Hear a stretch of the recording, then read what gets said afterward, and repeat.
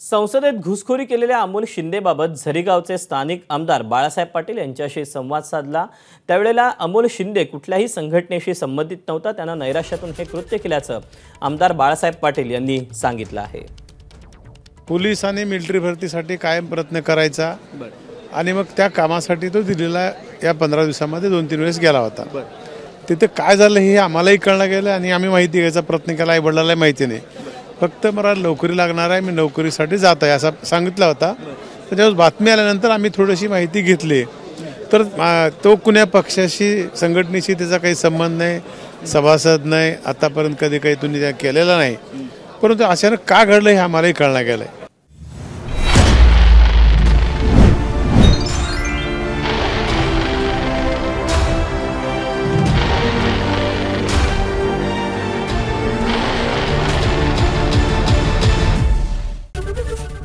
ABP माझा, उघडा डोळे बघा नीट।